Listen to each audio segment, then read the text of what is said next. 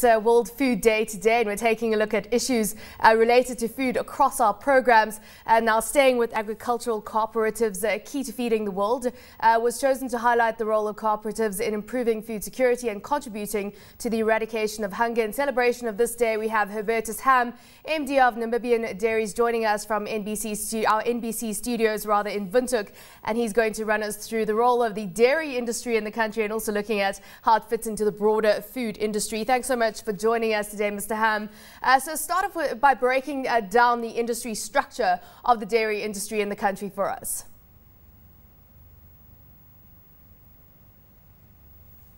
Well, in Namibia, a large part of the dairy industry is local production. We're a dominant player in Namibia. We produce probably 60 to 70% of all dairy products, and the rest is imported mainly from South Africa into Namibia. Of course, you're just looking at kind of some of the stats around the country, around the company rather. You're the largest cold chain distributor in the country. Talk to us around how this has enabled you to branch off into more value-added products.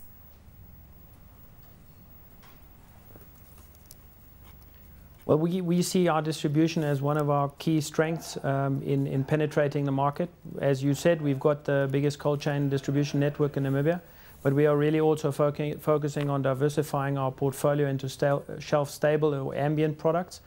So we've got a huge array of value-added products, which are traditional Namibian products, which are geared at the lower end of the market or geared at deep in the pyramid consumers.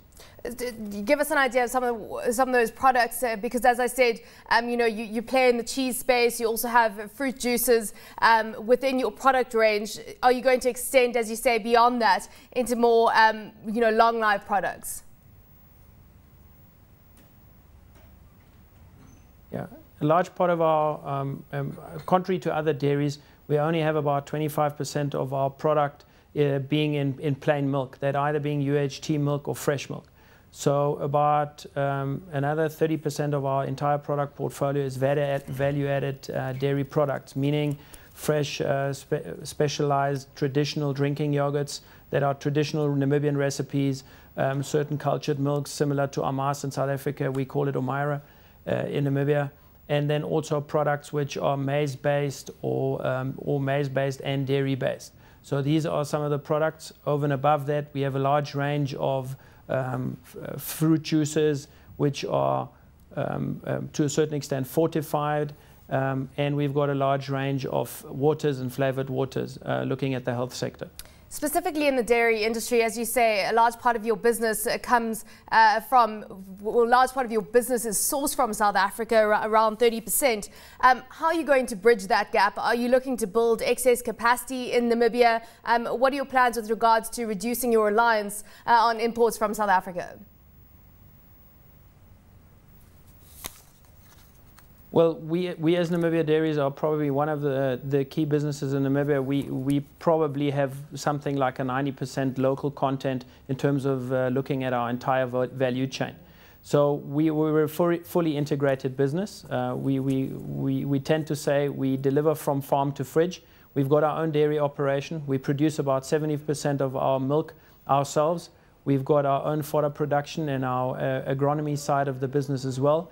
Plus, we've got our entire production across our entire portfolio, plus the distribution, sales, marketing, and also building our own brands. We don't really resell any other brands. We build our own brands, and we tend to take those brands beyond Namibia as well. In the agricultural space, of course, innovation is also key. It helps reduce costs and it helps to ensure that you've got sustainability of supply. Just give us some insight into some of the technological innovations that you're being able to incorporate in your business plan right now.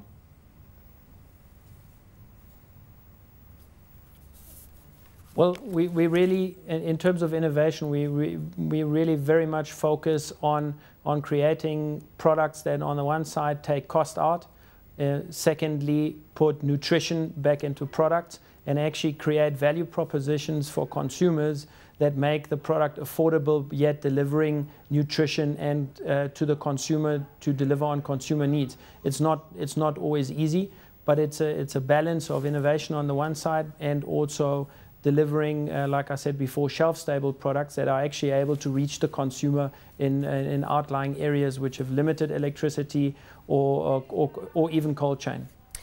When it comes to worker relations, you recently had that illegal strike at one of your plants, the Avis plant, 200 workers going on strike, all in solidarity with that one suspended worker. Just walk us through what type of tensions you had with regards to that, and whether the issues that workers have had with management have been sorted out so far.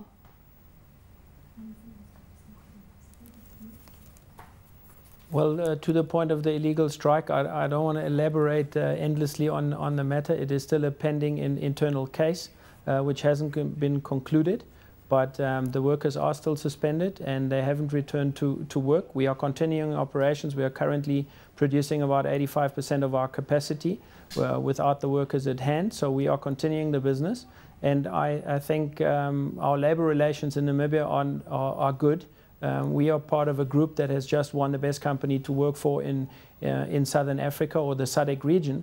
So I think this is an isolated incident where, to correct your numbers, it was roughly 100 employees out of a workforce of 800, which is not necessarily showing a good sign into the business, but we've got a large portion of the business and the workforce which is really actively working at driving the business forward.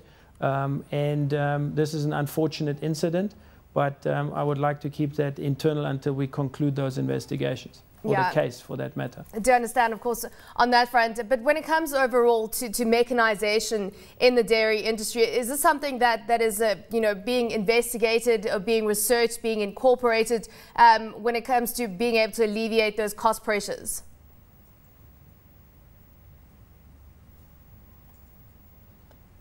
Well, we firmly believe that the dairy industry is a key part in job creation in Namibia, or in any industry in the world.